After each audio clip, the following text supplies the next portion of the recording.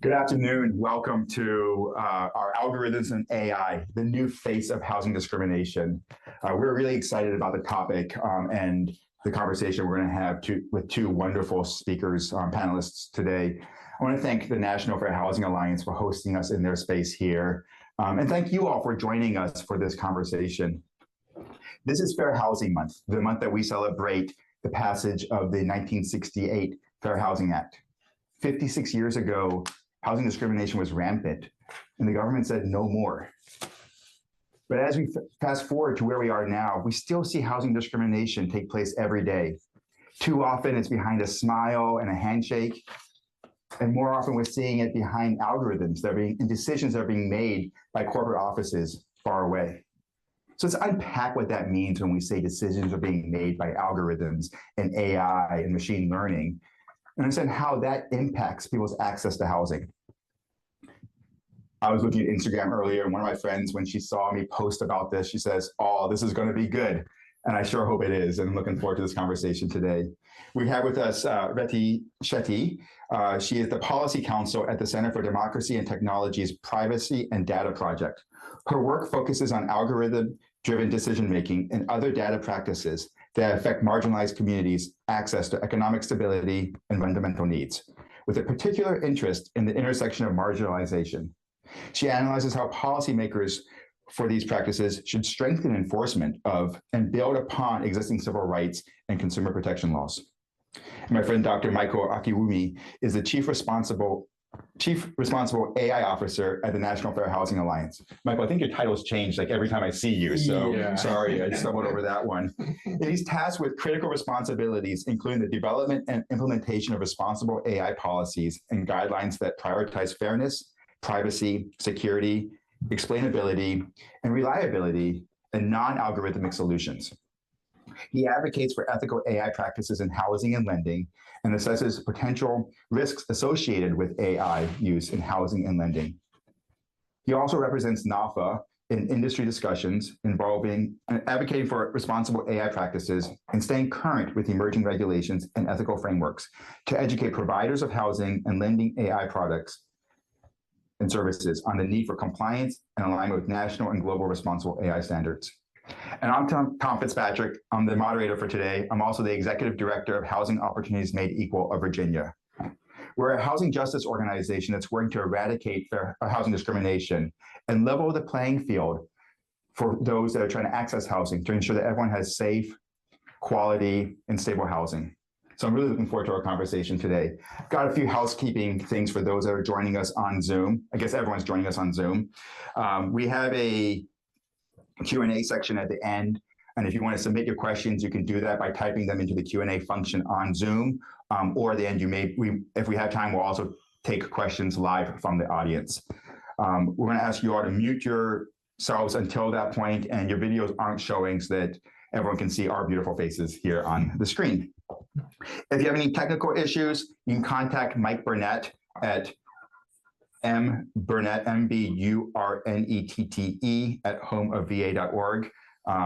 Maybe they'll put that email address in the chat there so that if anyone's having any technical issues, they can contact him and make sure you can hear everything we're doing. And we're hoping to reproduce this video and have it available online for folks that aren't able to join us today or are super excited about what they hear and they want to hear it one more time. We'll have that available. We may also be throwing some slides up during this conversation. But we'll be providing those slides at the end as well, or you can contact us to access those.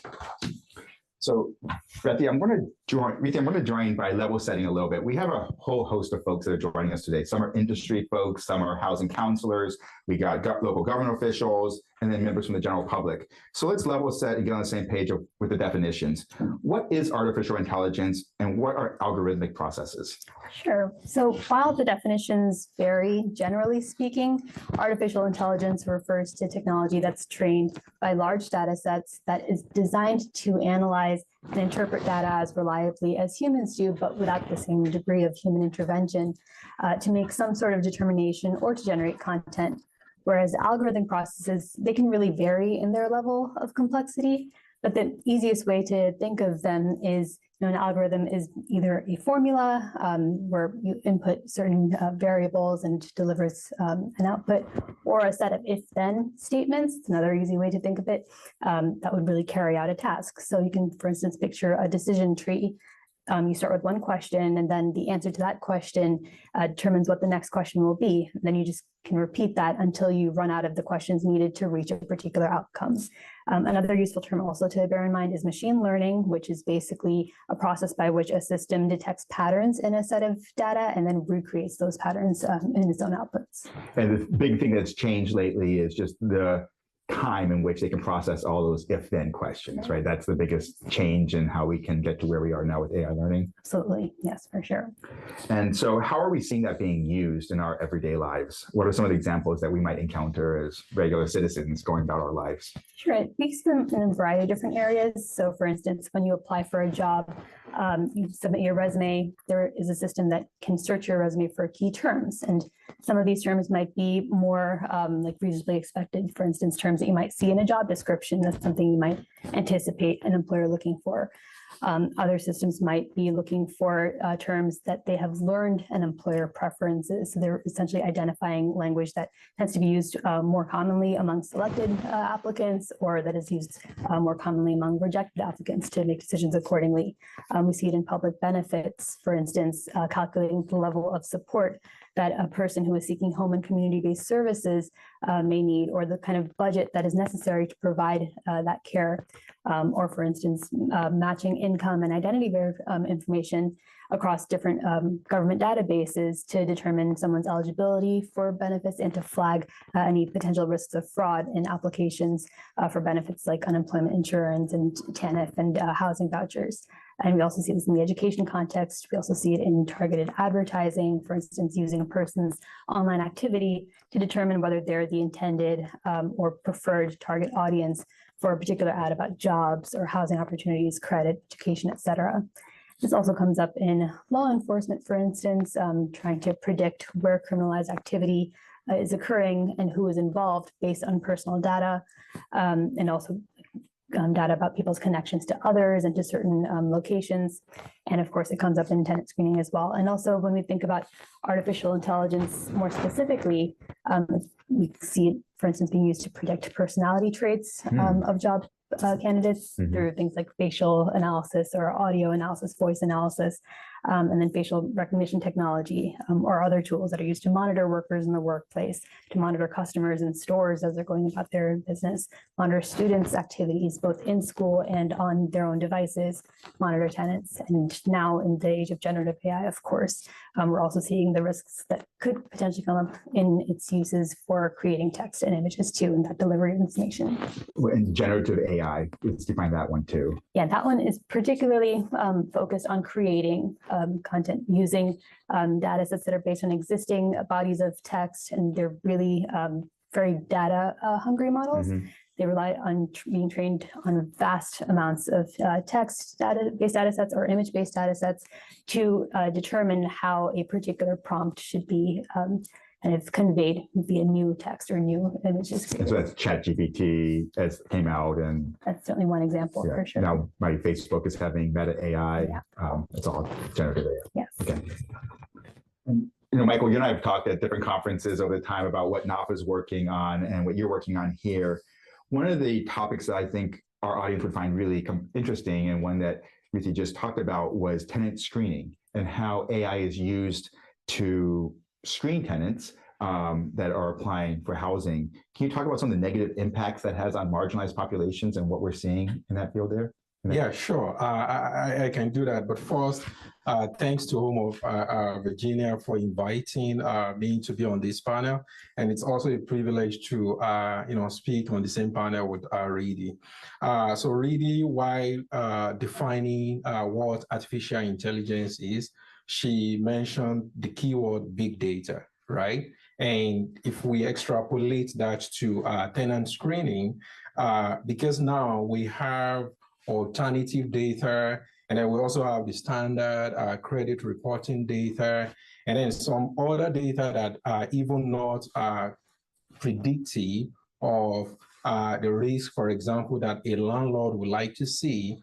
Some of the service providers, they're using AI to explore all these different attributes, right? So more so data that are not even predictive or related to the risk of interest. For example, using eviction filing records, right? That we know based on some of the work we've done, the comment letters, for example, that we submitted to the CFPB request for information on tenant screening, that eviction filing, it's disproportionately affecting Black, Hispanic, people of color in general, and more so the use of criminal record data, right? Which we know that people of color, they are over policed, over criminalized. And so these are data points. Yeah, sorry, I just want to, what you just said, I think is fascinating. I'm not want to interrupt you, but I think that folks are understand that. So what you're saying is they're trying to predict what the risk will be to rent it to somebody. And so they're taking data sets that are available, right? Maybe eviction records or criminal history records, thinking that's going to be predictive of how good of a tenant is. And you're saying that those aren't actually predictive of that risk because they disproportionately affect certain communities. Exactly. So the National Institute of Standards and Technology, they've done amazing work in terms of really trying to understand risk related to AI, right? So they released AI risk management framework, right? So there's a lot of amazing work they've done there in terms of assessing impact of AI solutions or impact or risk of AI solutions, right? But back to the point of trying to predict risk, right? What we see is even though there's limited transparency into exactly how they're defining risk, what they're trying to predict, right?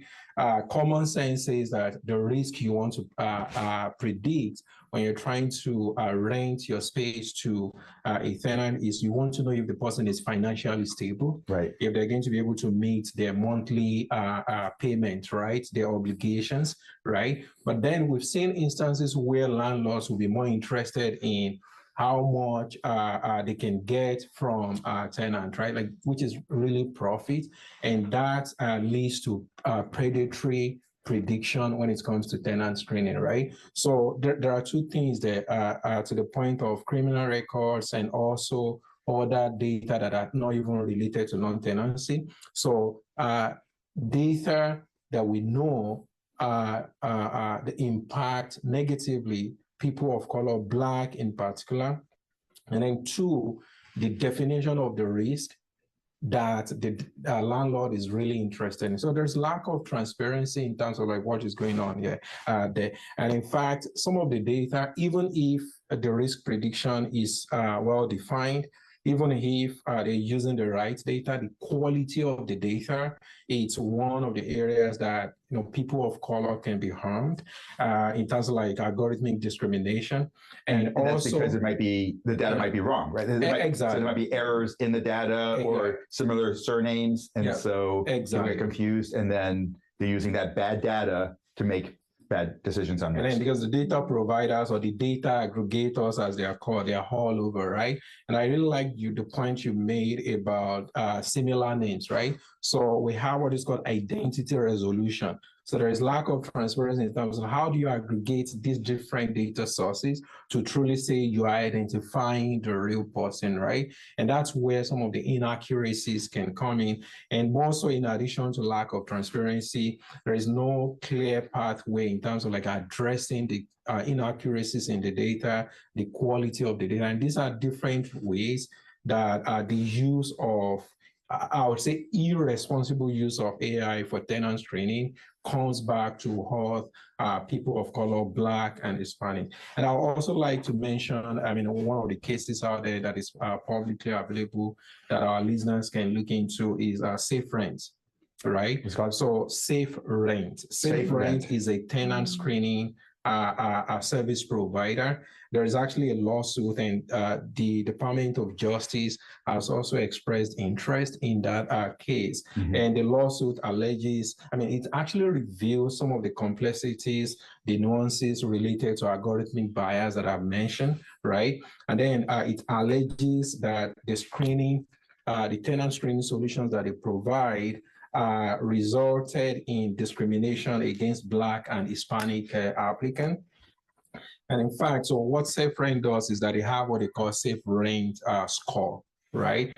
And because, for example, over-representation of people of color in criminal, in terms of like over-criminalization, even eviction filing that stays longer on your report. So because we have over-representation of people of color in that, what I'll call negative data that shouldn't even be used because they're not related to the data. And then also underrepresentation in some of the other data points like the traditional or the mainstream credit point, credit data, right? So because of that, the score disproportionately is lower for people of color. And again, Black and Hispanic in particular, right? And because of that, there is overwhelming rejection or denials of rent to people of color. So these are some of the many ways that lack of oversight, lack of transparency into how AI is being used to make tenant screening decision comes back to hurt Black and Hispanic. There are 2 points there that I think are really interesting and stories that we're hearing at Homer, Virginia. And so one of them is where there's bad data, you don't have a way to challenge that or to say, excuse me, I don't think this is right. In the past, you would have gone to your property manager and said, well, can you understand why I didn't understand why I am not why you won't rent to me? Oh, well, it says here that you have a charge or you were convicted of this 4 years ago. Oh, no, that wasn't me. Here's my criminal record. See, it's clean. And right now, if the property manager is not making those decisions, they're being made by a third party, like SafeRent, they just say, no, this is the report we got from this company here. They made the decision, and it kind of absolves them of that work. So I think that's really a very good point in terms of the private right of action that consumers or prospective tenants actually have, right? We know that we have adverse action notices, right, that requires disclosure in the event of adverse decision, right? But that's more so on the output side, right? But then again, even if the decision is adversarial, right, and you know that you're being denied, to your point, if you're having interaction with humans like a real landlord, he probably can explain why he's making that decision, right? But because of lack of transparency into what type of data is going into the algorithm, how recent is the data that is going into the algorithm, right? There is a limit to even how the landlord can help, right? Or there's a limit to what a tenant can do to actually improve the experience. And that's why the National Fair Housing Alliance, there is a couple of bills that are related to transparency, that is related to addressing some of these issues that I mentioned, that we're also constantly advocating for, working on to make sure that consumers actually have the right to contest some of these decisions. They also have visibility into the data, and then as well as the algorithms. And we'll have to share those bills with our audience so they can advocate for those too. I have 2 follow-up questions, one from the audience and then one from me. So I'll share first. The question is, where is the data for the tenant screening coming from when you talk about these data centers? Yeah, no, that's a good question. So the data generally comes from, so the data market is huge, is rich. And so they're all classified as data aggregators, right? And again, it's a good question. That's where we still need more transparency. But what we know is that there are different sources. You could have some of the credit reporting agencies like Equifax, TransUnion, providing a piece of the data. You could have, some shadowy figures that are providing, criminal background information and all that, right? Some of them also coming from what I call creepy sources, like some of the digital footprints that we've left on social media, right? Oh, wow. All under the umbrella of alternative data. So broadly speaking, they come from different sources, and it also depends on what platforms that the landlord subscribe to, right? Yeah. So we got to be careful about those creepy data sources. You had mentioned that NAFA had submitted a comment to the Federal Trade Commission and the Consumer Financial Protection Bureau when they were asking for comments on tenant screening. Homer, Virginia also submitted a comment in partnership with the Tech Equity Collaborative out of Stanford. And part of our comment, we took some of the stories from our clients of what they're seeing in the rental market. And I'll tell a quick story here of Miss Jones. That's her alias. We're not using her real name. But she is a housing choice voucher holder. She was trying to find a new place for her and her family. She had no involvement in the criminal justice system, no evictions on her record, a credit score in the 600s, mid 600s. We'll get into why credit shouldn't really be used in rental in a second here, but because it's used, I'm mentioning that. And she applied 6 times to live somewhere. 6 times she had to pay that application fee of $45 or $50 that she didn't get back. And 6 times she was rejected. And finally, she started asking, why am I being rejected? And they were saying, oh, it's a tenant screening company that said we can't rent to you. And she had no way to challenge that. When she said, well, what can I do to correct my record? They said, well, you can submit paperwork to them. You have to provide a copy of your driver's license, your address from the last 7 years, and a couple other pieces of and documentation to show that you did live there. And it became onerous for her. Unfortunately, it's tragic. She applied to get an extension on her housing choice voucher as just trying to find a place to live. And in this constrained housing market, this enrichment is a very constrained housing market, she was not able to find a place and she lost her voucher. And so I think speaking to your comment about bad data has really adverse real life housing implications for especially Black and brown families and those like housing choice voucher holders that don't have a good recourse in that. Can I just quickly chime in? Yeah. So Tech Equity Collaborative is actually a very good friend of ours, the National Fair Housing Alliance. So we co-published a paper on privacy enhancing technologies with Tech Equity Collaborative.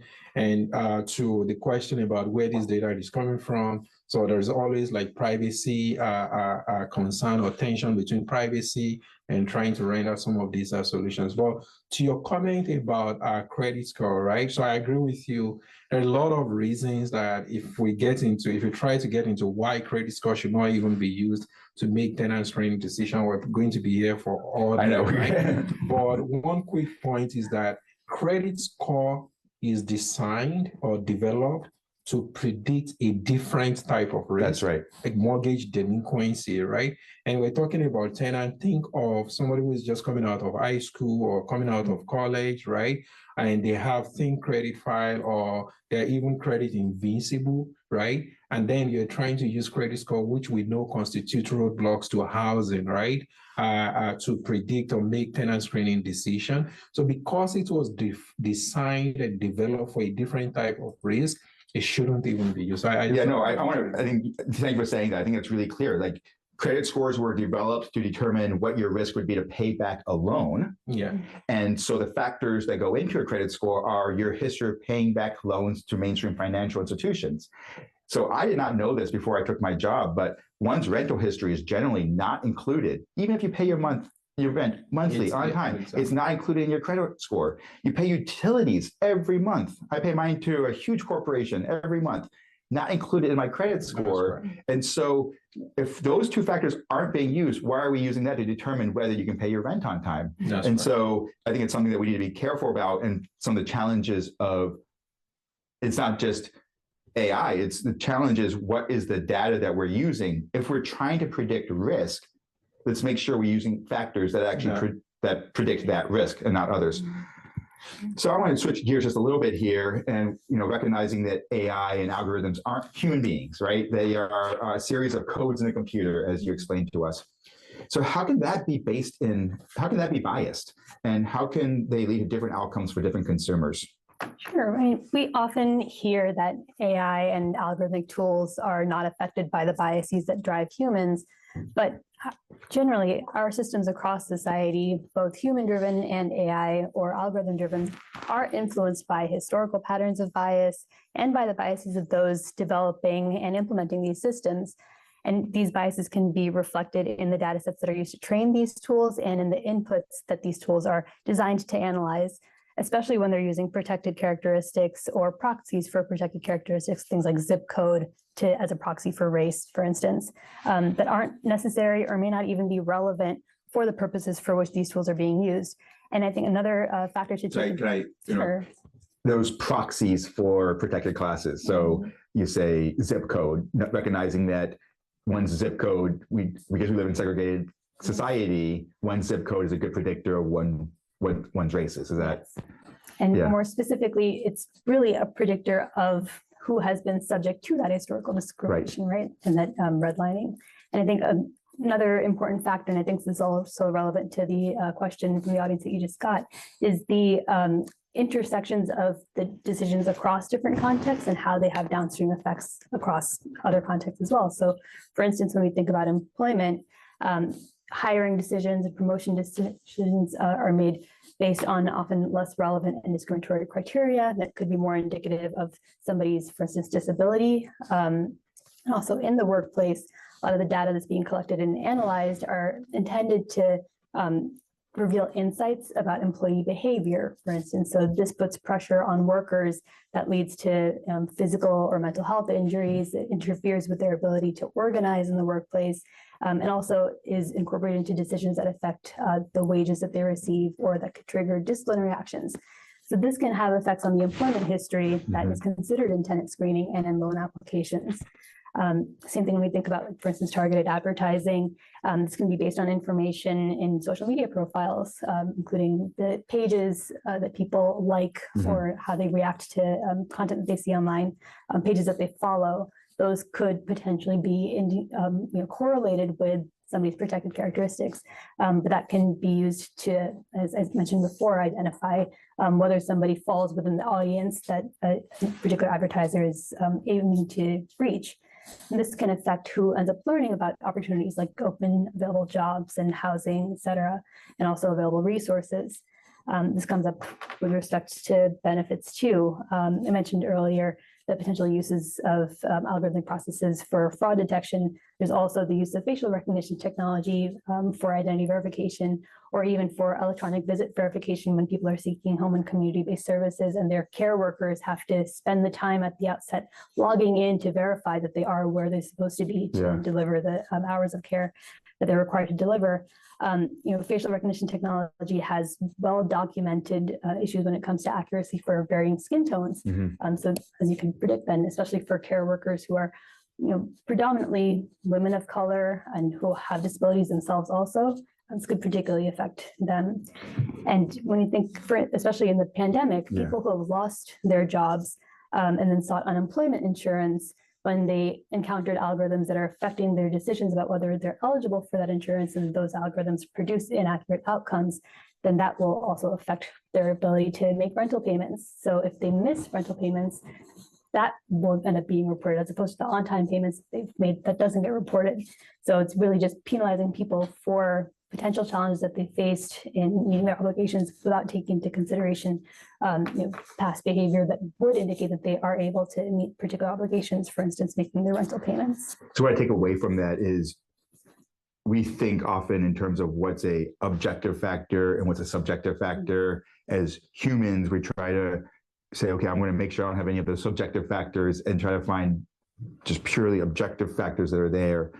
And what I'm hearing from you, and what I think, back to the credit, for example, too, is sometimes those factors that we think are going to be neutral, race neutral, gender neutral, actually have embedded biases in them because of those patterns of who uses those products or who frequents those stores or where they're geolocated, that then can compound down the road. Yes, absolutely. And it all just really has a domino effect. Yeah. So it doesn't have to say, they might not put race as one of the data points in it, but they know what the race is basically. Yeah, there are ways to essentially try to infer that and use that data. And are you seeing that they're trying to infer that as part of their processes? It's not necessarily always intentional, but given that these biases, as I mentioned before, are really just built into our systems across the board, a lot of the data sets that we're talking about are going to, I think, inevitably end up incorporating these biases too, if they're not being corrected at the outset. Scary stuff. Yeah. But I'll go back to something you and I had also talked about in our pre-call. We talked about risk-based scoring and pricing systems. And I'll tell you, I didn't really appreciate the extent of how that's being used in the housing market. Again, I speak about this constrained housing market right now, where we are seeing, we just don't have enough housing supply at almost every economic strata. And so when you have that huge competition for housing, I guess it's a ripe environment for very smart people and very smart computer systems to try to get as much out of that housing market and increase their profits, but often to extreme detriment. Can you talk a little bit about that? Yeah, for sure. So I like to go to the basics. Yeah. So you said risk-based pricing, right? Right. So let's just focus on the elements of that, right? So we talked about risk, and then we're talking about the process of arriving at pricing or making decisions, right? Yeah. I mean, based on some of the excellent points that Ridhi mentioned in terms of like the legacy of discrimination in housing, the history of discrimination, redlining, racial covenants, exclusionary zoning, right? So they've left lasting footprints on the data that are fueling these algorithms, right? Mm-hmm. And even if, again, from my experience, from my background, I know it's nearly impossible for one to say you have an algorithm that is purely objective, right? Because all these codes or even the math, they're just symbolic representation of thoughts, right? Or symbolic representations of the objectives that some of these companies want to optimize for. But granted, you have... So let's say that again. They might be hiding behind an algorithm. Saying, oh, right? This is objective. Exactly, yeah. But really, they're adding their own subjectivity because of the data sets that they're choosing to use. And like I mentioned, all this legacy of discriminatory policies, they've made it into the data. We keep looking at the data and also other publicly housing available housing data that are available, right? We see this evidence of trauma in the data, right? And then when you think about it, you also think about, well, you're trying to define risk. Yeah. You are not forthcoming about exactly how you're defining that risk. Are you talking about insurance settings where you're trying to like underwrite a policy and then you're basing it on the frequency of claims, or you're basing it on the severity of claims? And when you're talking about frequency of claims, we have a whole like a group of people that have not even been a part of the data that you're considering. And you're saying, well, you're defining risk. Or you're thinking about, well, mortgage underwriting, where we know that when you think about history, even before the Fair Housing Act in the 60s, right? Yeah. We know that the home ownership gap that we have right now is wider than it was before the Fair Housing Act was passed, right? And because people have not historically been part of the data, right? And you're trying to like say you want to define risk, right? And more so if you think about the history of redlining, which, you know, links risk to race, right? Very explicitly. Explicitly, yeah. Right? So risk, I mean, like Ridhi mentioned, like zip code, right? Yeah. I mean, I can tell you zip code can predict a lot of things about your fate in life, right? In America, right? So based on that, so the definition of risk needs to be really called into question, and there needs to also be transparency. And that's why we've been pushing for independent auditing and also advocating for, you know, policies and bills that actually call for transparency, like the White House AI Bill of Rights. One of the rights that we have as citizens is transparency, explainability. You need to explain how you're defining your risk. You need to explain how you're deciding the data. You need to explain what algorithms you're using, why are you using these algorithms. And we also know that all these algorithms, at the end of the day, they come up with numbers, right? So humans still need to convert those numbers into some business decisions. So you also need to explain how you're making those policy decisions that are based on the outcome. So I really appreciate this notion of data invisibility or credit invisibility. And I don't think that's one I understood until, little plug here, but your boss Lisa Wright wrote a chapter in the Fight for Fair Housing book on fringe financial markets and credit invisibility.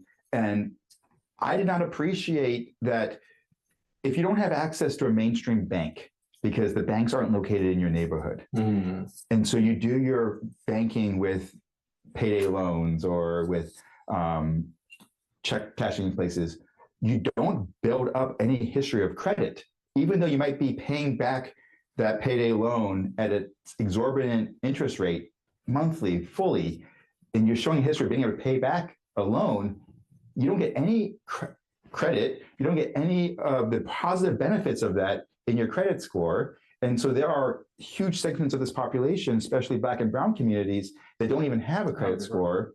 And then we use credit score as one of the data points. Yeah. And to your point of the racial home ownership gap, that's where we're looking at the percentage of white households that own their houses and the percentage of Black households that own their houses.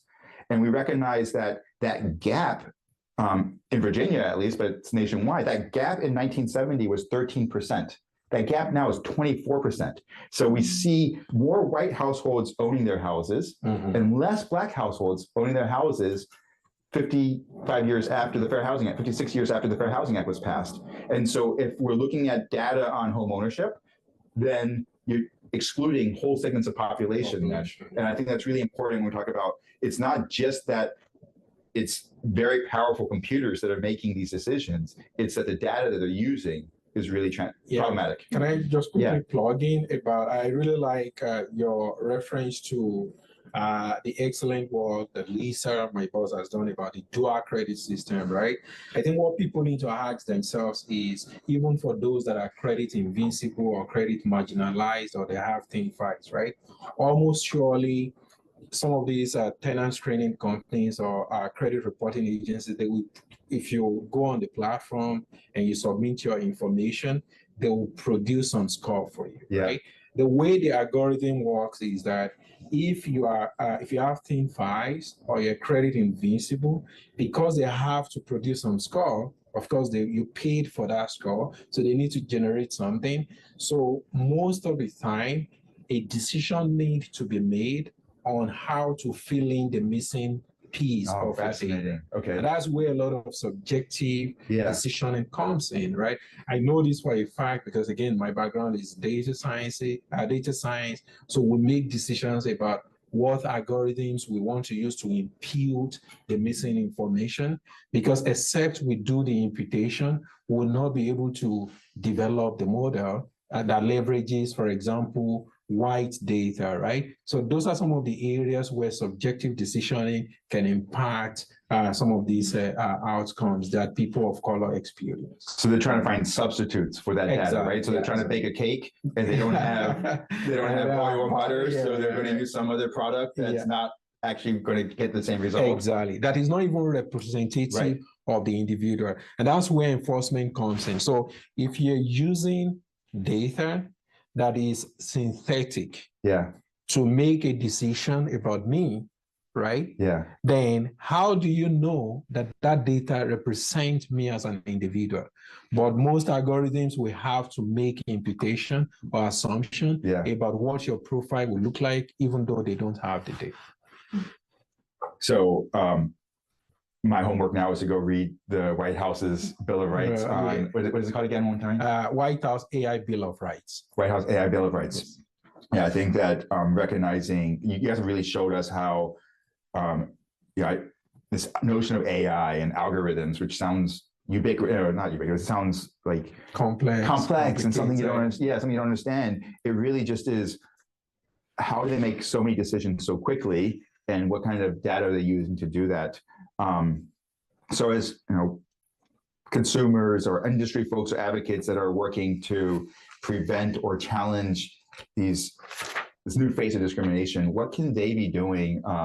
What should they be aware of? What kind of intentionality should they have in their day-to-day lives as they go through recognizing that the world has changed so quickly? The first thing I want to really give a hard +1 to what Michael has covered with respect to the importance of explainability. There's also the burden that the lack of explainability creates for tenants too. One case that lives free in my head, no pun intended, is the CoreLogic decision where a plaintiff was trying to move her son in with her after he had become disabled due to a head injury. And he was denied, and she didn't have any explanation as to why. She eventually learned that he had some sort of disqualifying criminal record, but she wasn't aware of any such record, and he wasn't in a position to be able to explain where that potential record could have come from. So it took a lot of long-term engagement with housing advocates in the place where she lived, and just ongoing back and forth with this tenant screening company, CoreLogic, to understand how that decision was made and challenge the accuracy of that particular indicator in his credit report about a disqualifying record, to then be able to dispute that. And because she was also appointed his conservator, there were questions around whether she was legally allowed under the Fair Credit Reporting Act to access this information, and how systemically how difficult it is for people to be able to be advocates for their relatives, for people for whom they're responsible for caretaking, to ensure that they can vindicate their rights under existing laws. So wanted to mention that just because it's so important to make it more accessible for people to understand how decisions are being made for them, because while they're trying to vindicate their rights, they're also trying to hold down their jobs. They're also, this is just an added burden for them.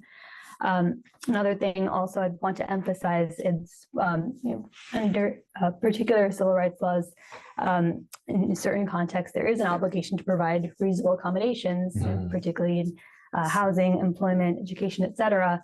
And so I think that more broadly communicates an expectation to make sure that there are alternative approaches available to evaluate somebody's housing application or other applications too.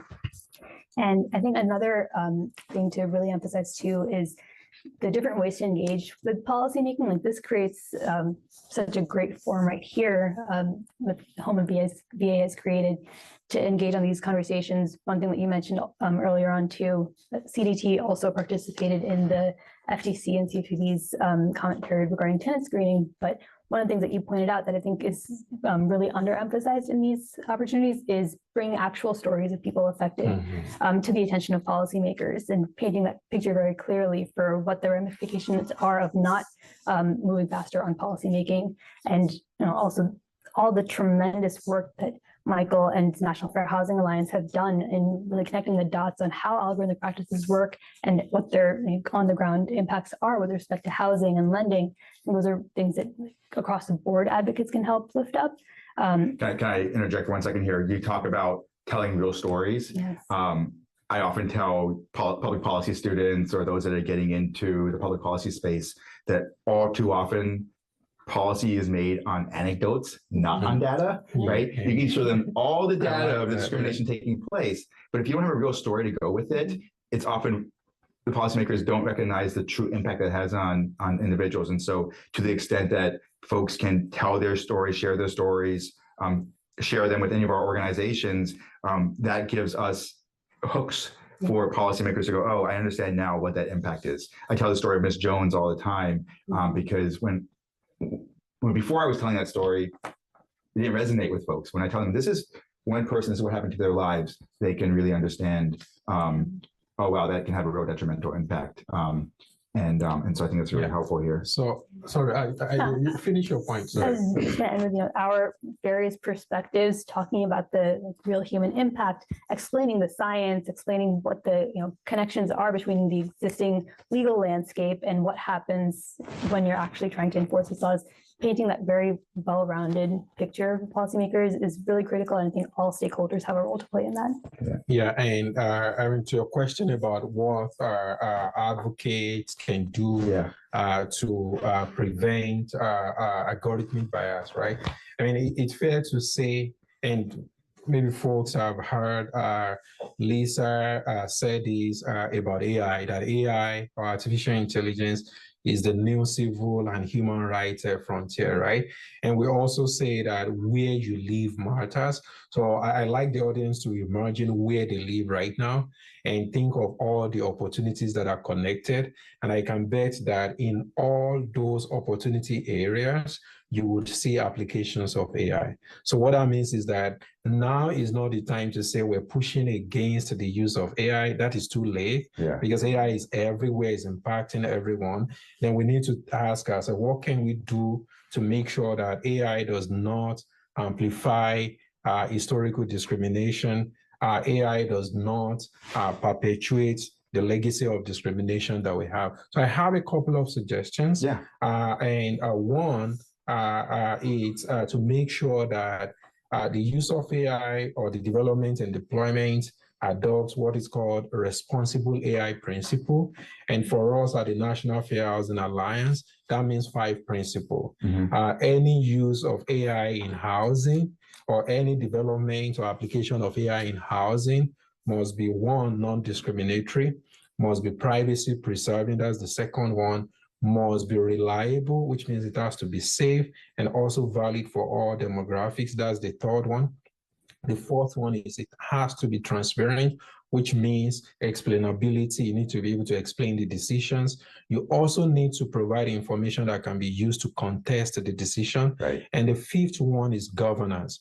We know that some of the historical discrimination we talk about were actually made by humans, but it is also important to have human in the loop at every decisioning point of an AI system. Which seems counterintuitive, but I think it's such an important point that we can't just abdicate our responsibilities that's a decision made by that math problem. So right now I'm mic'd, I have mic on me, right? So if the mic is not working, right, I can feel it and I can call attention of a technician that can fix it, right? So having human in the loop who have the authority to call attention to what is not working and who are also literate about the system can help prevent some of these issues proactively. Another thing I like to say is about the White House executive order on safe, secure, and trustworthy development and use of AI, has encouraged financial regulators, specifically the CFPB, the FHFA, to make sure that those entities that are under their jurisdictions look for algorithmic solutions that comply with existing fair housing laws, right? So that is very important. So what policymakers can do, what advocates can do to ensure is to advocate for similar encouragement to make sure that those who are developing or using AI in housing, they are complying with ECHO, Equal Credit Opportunity Act, they're complying with FHFA. The last thing I like to say is, I think Ridhi touched upon it when she was defining AI, and you also echoed that, right? That, before now people think AI is a complex, complicated, some mystic object, right? But I like people to know that AI is impacting real people. So that means the onus is on individuals to also be part of the conversation, right? Really talked about narratives, right? So for people's experiences to be part of the narratives, they also need to be part of the conversation. But how can they be part of the conversation? How can they tell their stories effectively if they're also not literate about AI? So there are different aspects of AI that they can also learn, right? So that they can be part of the conversation. So I appreciate that. And I think that, for example, Congressman from Virginia, Don Beyer, 72 years old, and he just got his master's degree on machine learning to understand it. As a policymaker, he should understand it. We're not all going to get our master's degrees in machine learning, but if we can understand that an adverse decision could have been made by if the person in front of you can't explain what the decision was, you can probably bet that it was made by something else. And you can report those kind of stories to Homer, Virginia, to NAFA, to say, hey, this is my experience in this housing process that just didn't seem right. My spidey sense went up, and I just can't explain it. And can you help me out? And we can be part of the interpreters of helping understand that. I've got 3 audience questions. And so I'm not familiar with this, but they asked, would you comment on RealPage and similar software and AI programs that are used to set rent prices and possible price fixing. That use what can you? Is it real page or similar software that are used to set rent prices? Oh, set rent. Yeah, and is there price fixing that's going on then too? Yeah, I think if I understand the question, the person is probably asking a question related to dynamic pricing. Yeah. And I mean, so just to set the context, right? So dynamic pricing, you could look at a listing in the morning, and then you have the price to be A, and then a few hours later, you see that the price has changed to B, right? And maybe later in the evening, it has also changed, right? So what is really happening here? And this is also related to like the advent of generative AI that you mentioned. So generative AI, to me, it's one of the personalization algorithms, and personalization is just a fancy word that tech companies use to say, well, we're customizing some of these algorithms to meet your needs. And what that means is that in the process of customization, they keep gathering dynamic data, right? So ideally, like when you think of machine learning predictions, the predictions are static. So if you check your credit score, say beginning of the month, I mean, except you run into some serious issues, if you check it a month later, you would expect to see the same credit score, right? But in the process of personalization, customization, the market is so dynamic, right? So what they're doing is that the underlying data that they're using is also changing. So it becomes, time becomes a factor in the underlying data.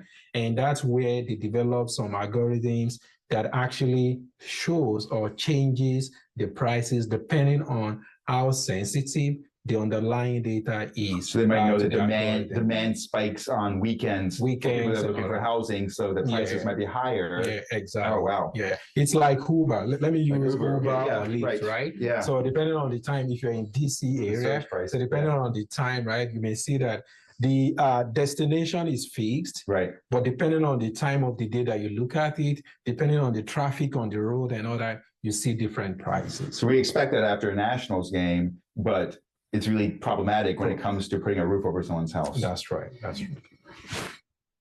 So do you think that AI is also used indirectly to promote age discrimination with senior applicants? We've actually seen AI and algorithmic systems in general. I think more recently there was an EEOC action, the Equal Employment Opportunity Commission action against a company called iTutor Group, I believe, raising that particular issue. The fact that when, for instance, if you submit your resume, there are indicators of what your age might be, based on when you graduated, the dates associated with your employment history, and that becomes a way to predict your potential age and to disadvantage people, particularly over the age of 40, and favor people that are potentially more recent graduates, et cetera.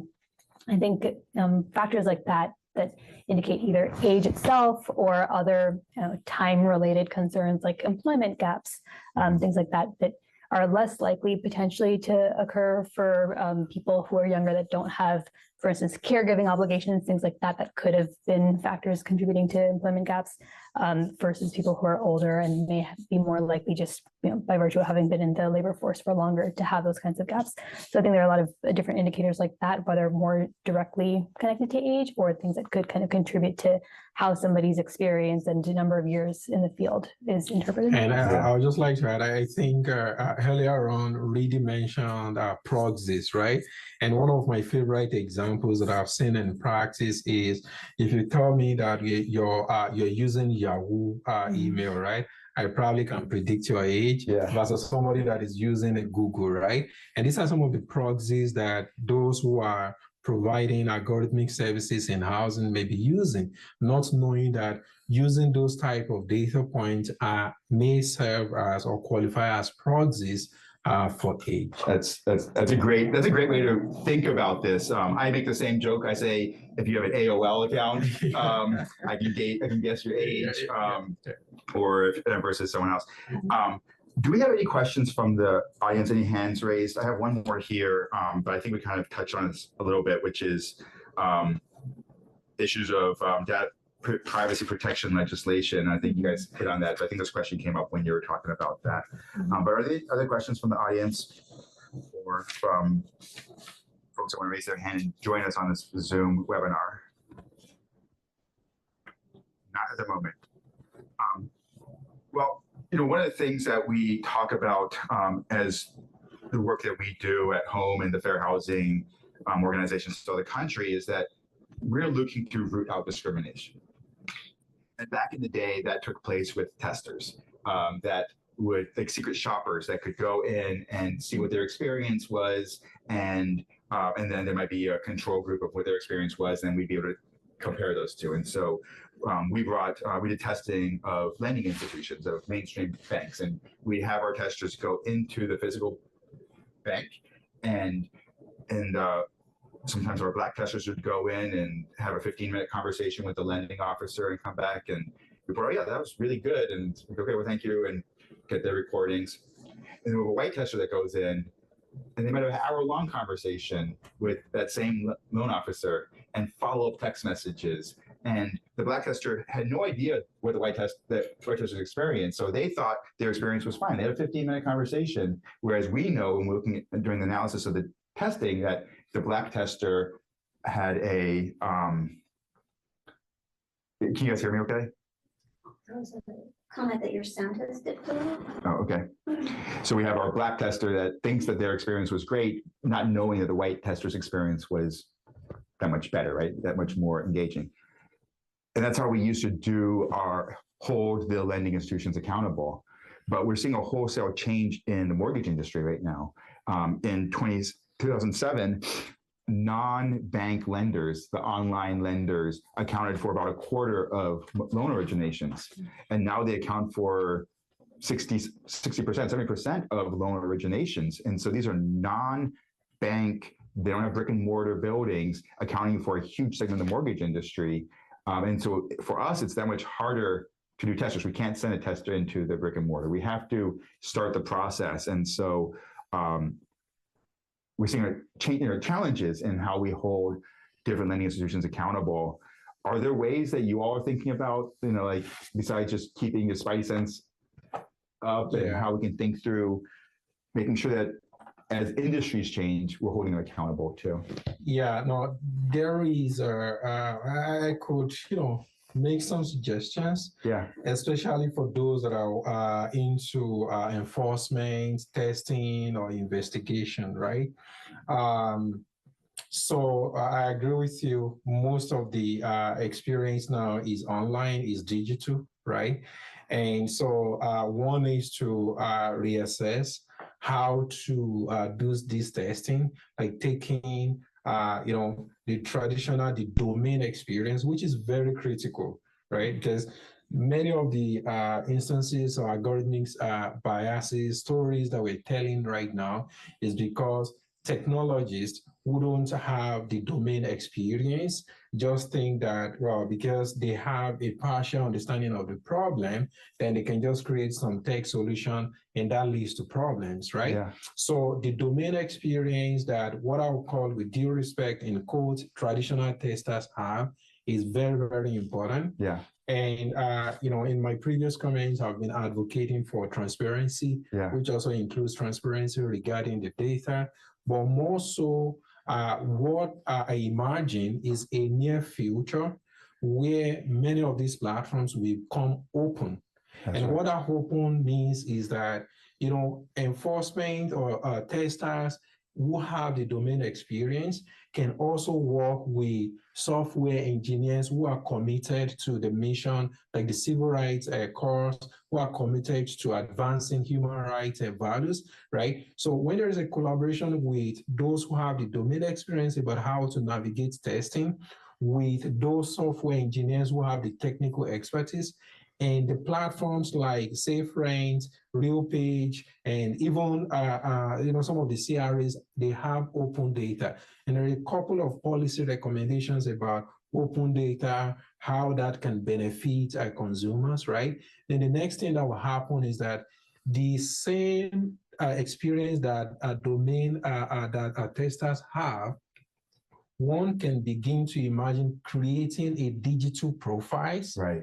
that will replicate a tester experience, then it's going to become a machine-to-machine conversation. Like in the world of generative AI right now, Yeah. one of the trending topics is what is called agent. So imagine you go online, and instead of you even like going through, for those that are probably chatting with chat GPT, so you could imagine the pain point of going from getting through the response that you want to get, Right. because you have to enter like series of prompts. Yeah. But imagine now there is an agent where you only enter a single line, and then the agent really understands hand to hand what needs to happen. So what I imagine for testing our enforcement in the near future is more collaboration with, in quotes, traditional testers and software engineers or data engineers. They work together so they can replicate the experience Right. that testers have, and then they will now be in form of agents that are interacting when we have this open platform. The last thing I'd like to say is that sometimes when I share that point, right, it's cool, be an unpopular point, because, immediately testers may think that, well, that means that a software engineer is coming for my job. No. Remember earlier on, I talked about literacy, right? We all need one another to make sure that we achieve the goal of, one, equitable access to housing, well-resourced communities. So there needs to be collaboration, because if you just leave the technical people to start, creating digital profiles or agents, they wouldn't know the wealth of experience that testers have, right?